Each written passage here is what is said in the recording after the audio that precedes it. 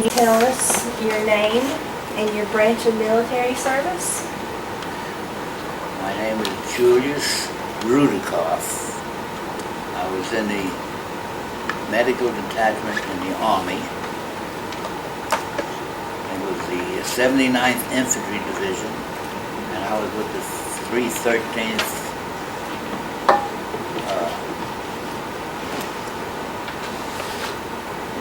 there's three sections of the division, 313th, 314th, 315th. I was in the 313th, and I was in the 2nd Battalion Medical Detachment.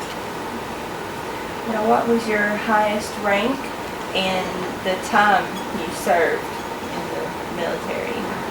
Highest rank was what they call tech sergeant, T sergeant, and I was up for a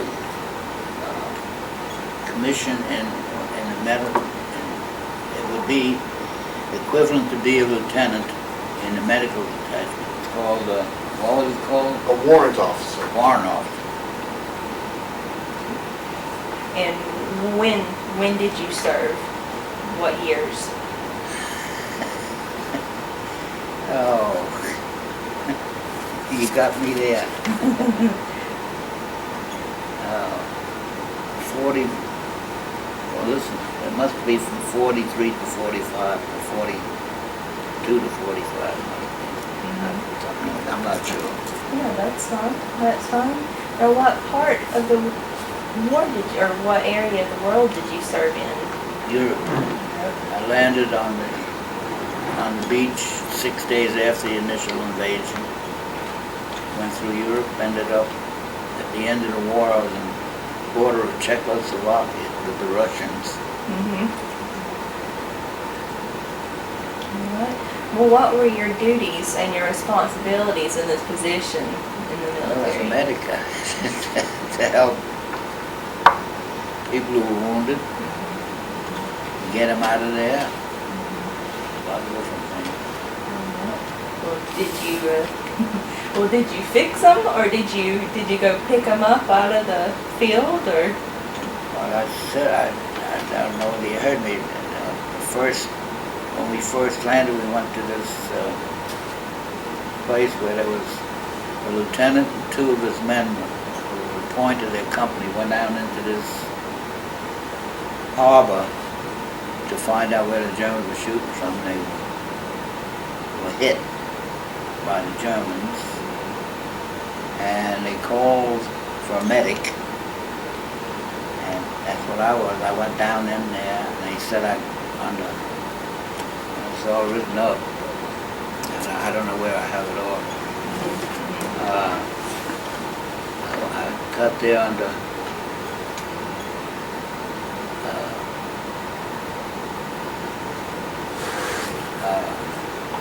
50 caliber machine gun fire. One of them was, and three men, one of them was dead, one was wounded, and the other one was okay, and I got three of them out of there.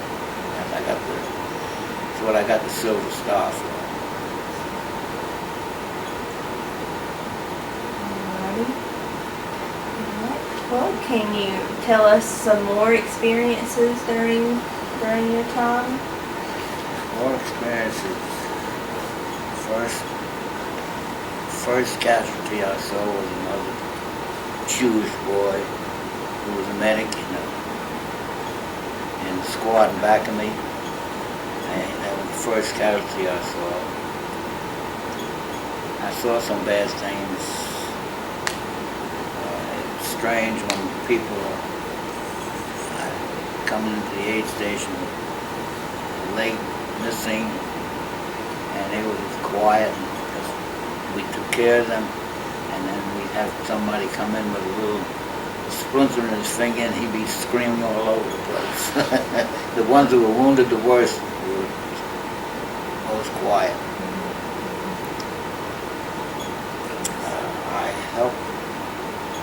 I carried somebody out on my back. I don't remember where. And the first time I was wounded was in Normandy, and it was very quiet, and there was sitting in Normandy, the fields were all covered with they call them bunkers, bound to dirt. And I was sitting up at my dugout, and I was up against the wall, with my back to the wall. And we were having lunch. And all of a sudden, some shells started coming in. 2 fellows in front of me were killed. I got wounded in this shoulder, and the fellow over here got wounded in his left shoulder. And 2 fellows on this side had in their hands. That was a pretty scary thing. And I got the Bronze Star there because instead of leaving, I helped everybody else who was wounded. We got into an ambulance and got them all out, and I was the last one to leave. That's why I got my Bronze Star. Do you mind if I hold the case up so the camera can see it? So it's in an interview. Do you mind if I hold the case up while you're talking? So that. Oh, okay. That way you can talk about it, just so they can, during the interview, they can also see the medals and everything, all the stuff you got. So you can keep talking. They just wanted to. Okay. Sorry. Alrighty. Well, going back to a more open question, how did you feel about the actions towards the Jewish community when you found out? Like, what was your feelings when you found out about everything? Well, it's hard to say anything about this. It's no good.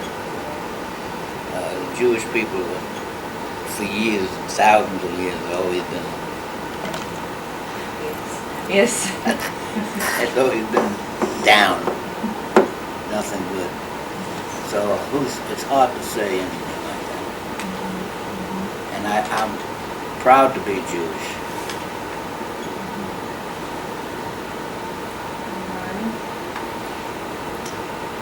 Well, did you know about what was happening in the other war theaters, like in the Pacific or anything, or were you informed about anything like that? The only thing we're informed about the bombing, our planes dropped bombs in Japan. We heard about that. Here it's very hard to hit things because you're in combat all the time. You don't. After the war, I found out a lot of things about those things that happened. So after everything ended is when you were more aware of everything. Right. I was happy they did those things. We might, after Europe, we might have had to go to Japan.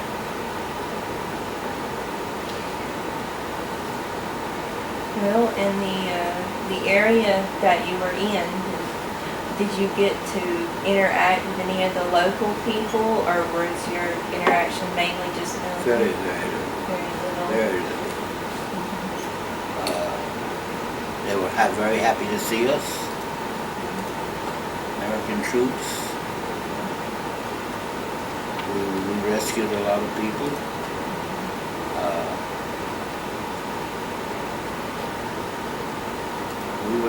My outfit was the first ones in one of the manufacturing companies where they used all the Jewish I say prisoners, they weren't prisoners. And when we got there, I don't know, you saw pictures of how skinny they were. And they didn't give them things to eat and making them work and do things like that. And we rescued some of them. Those things happen. That's war. War is no good. Any war. The wars that we're having right now are awful. Too many people are getting killed. Not only ours, but all you do is read in the paper, 600 people here killed, 600 people over here, 1,000 people they find buried. It's no good. Now, with that interaction, that little bit of interaction, did that change your opinion or influence your way of thinking about what was going on during the time? No. Or, I am not a very thinking man. I had very little schooling. I quit. I left high school when I was just before graduation. My family was, I wanted to go to work, earn some money. And in those years, the first job I got when I left school was $7 a week, $1 a day for 7 days. And I gave that to my mother, and she used to give me $1 for myself. In those years, that was a lot of money. $7. Imagine what you get paid today. My grandson is working today, and I think he's got a salary. He picks up junk, what they call junk, and his salary was, I think, $1,500 a week.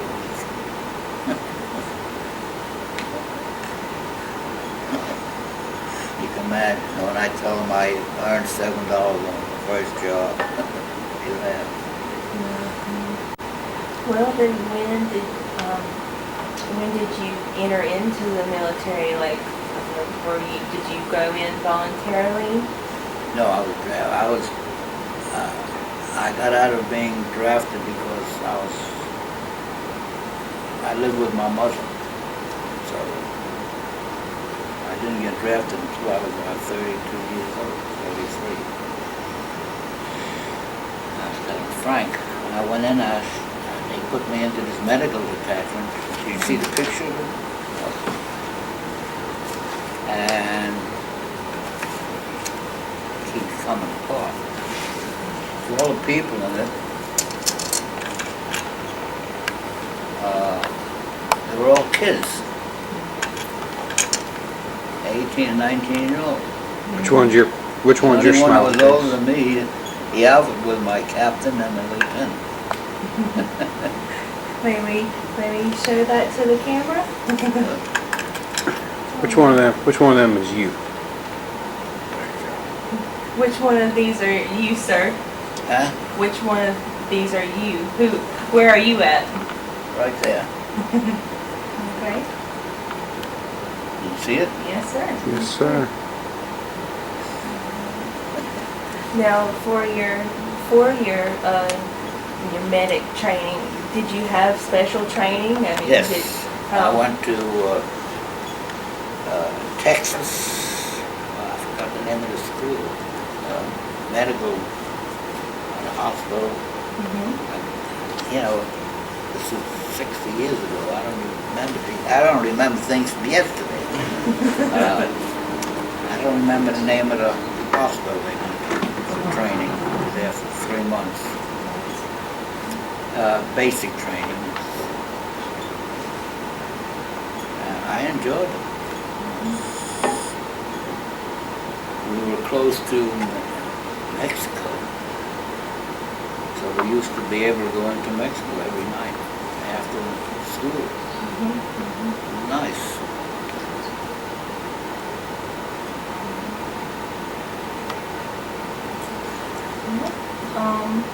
I guess one of our ending questions would be, what was it like for you to be Jewish in the military?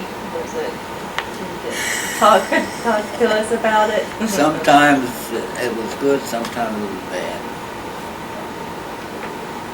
Jew boy, things like that. If I did something good, or I did something good for them, if that's something that they didn't like, or you're out of Jew, or something like that. But I've always been proud of being Jewish.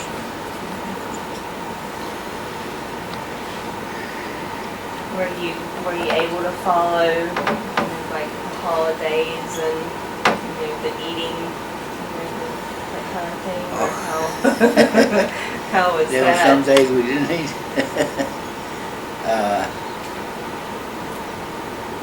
The food was, what was it called now? I don't remember. What was it called? The online Actually, really not. rations? You had to make your own coffee sometimes. It was basic, real nothing. We had, when we were not in combat, we had a mess hall. And we used to get good food then. And as a medic, I had to inspect the kitchens, so I used to get good stuff. So that was good. But the food and the service was awful.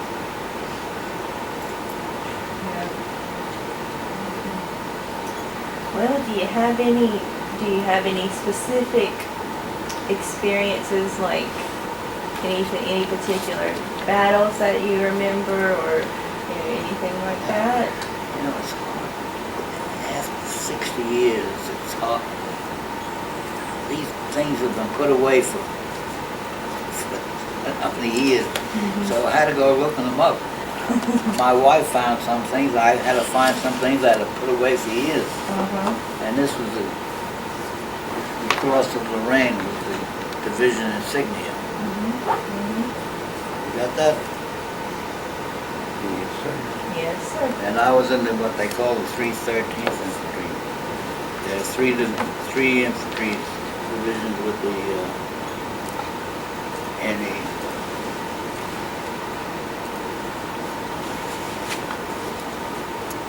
Yes, 313th, 314th, 315th, and the division.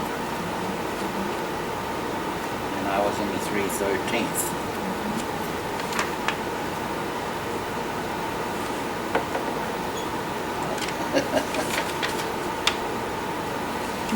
Did you want this? Yes, sir. We can take that. I forgot my wife gave me that.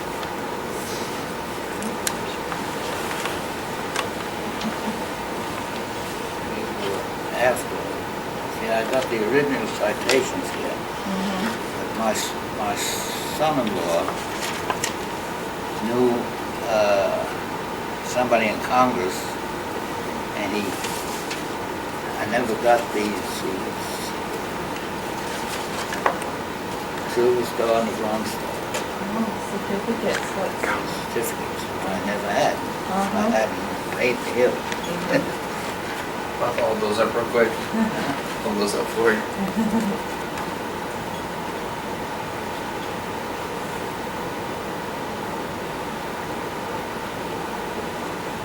Now, what he didn't get me was, I was wounded twice.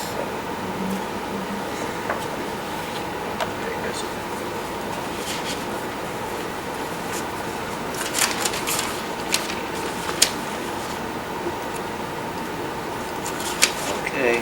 Well, is there anything else you would like to share with us, or any parting comments that you have? Anything in particular you wanted to share? Nothing really.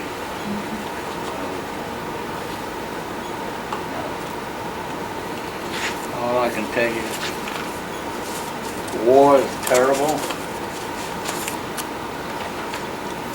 I was lucky to be able to come home, which a lot of people didn't. Too many.